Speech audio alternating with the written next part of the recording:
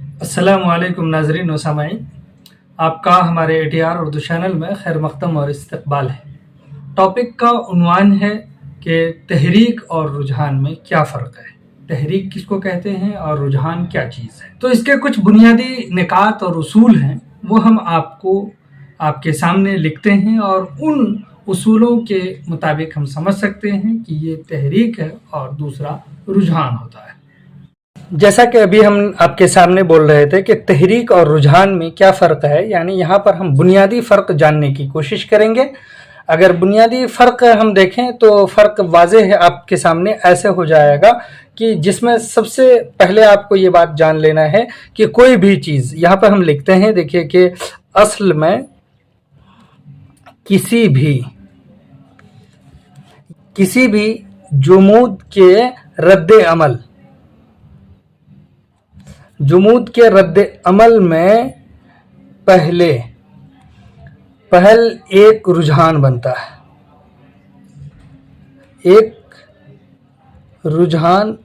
बनता है। ये बात जानते हैं क्योंकि इससे ये बात आपके जहन में है कि इंसान है और इंसानी ज़िंदगी में हरकत होती रहती है। तो इसका मतलब अगर किसी चीज़ में जुमूद आ गई है तो उस जुमूद को तोड़ने के लिए उसके अंदर एक बेचैनी सी होगी और एक रुझान जहन में पनपेगा, एक बात हमारे जहन में आएगी। तो ये समझना है जो धीरे धीरे, यानी यही रुझान धीरे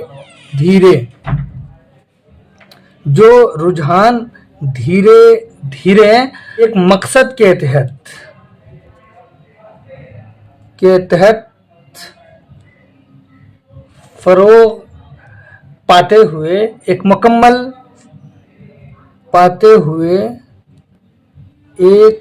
मुकम्मल की शक्ल इख्तियार कर लेता है।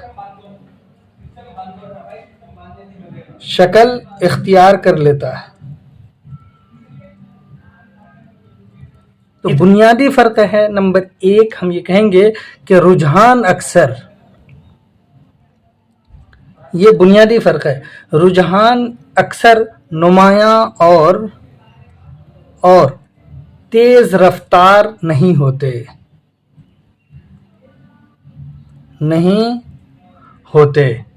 इसके बरअक्स, यानी कह रहे हैं कि इसके बरखिलाफ, इसके बरअक्स होता क्या है फिर, तो इसके बरअक्स तहरीक हमेशा तेज़ व तुंद होते हैं।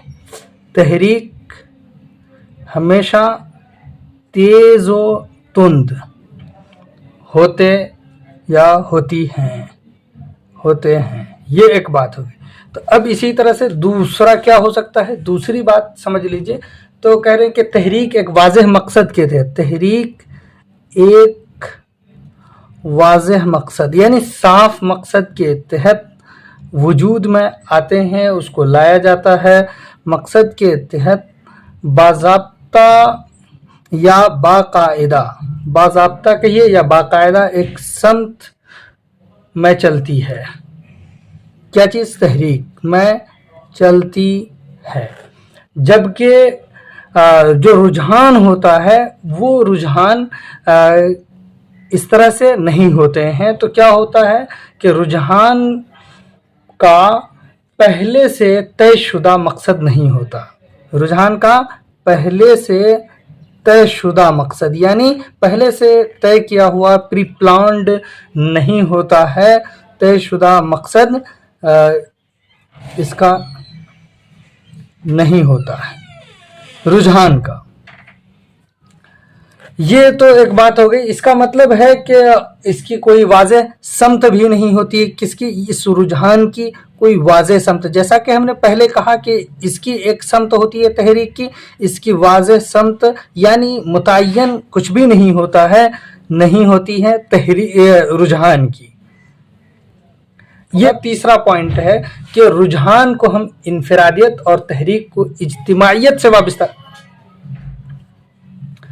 तो रुझान को हम इनफरादियत और तहरीक को किससे वाबस्ता करते हैं, तहरीक को इज्तिमाइयत से वाबस्ता करते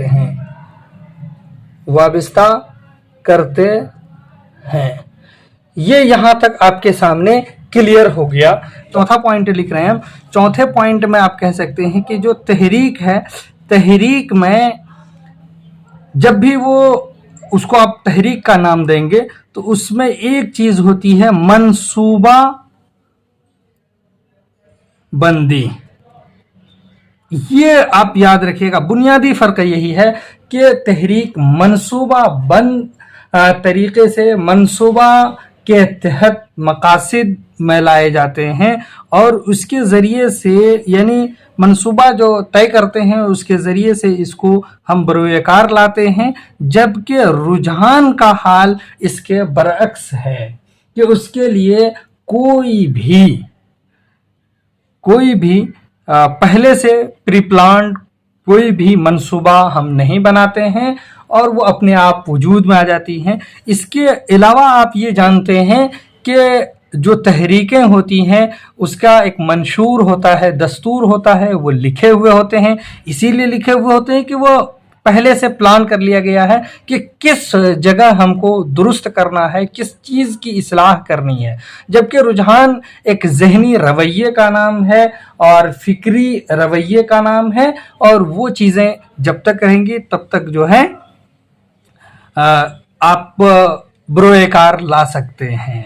तो दोनों के अगर बुनियादी फ़र्क की बात करें तो एक फ़िक्री रवैया है और एक मंसूबा बंद तरीके से, जिसको प्रीप्लान तरीके से जो काम करें वो तहरीक होती हैं। उम्मीद कि आपको ये पूरा समझ में आ गया होगा कि तहरीक और रुझान में बुनियादी फ़र्क क्या है। फिर हम आपसे मिलते हैं अगले वीडियो में, तब तक के लिए खुदा हाफिज़, अस्सलामु अलैकुम।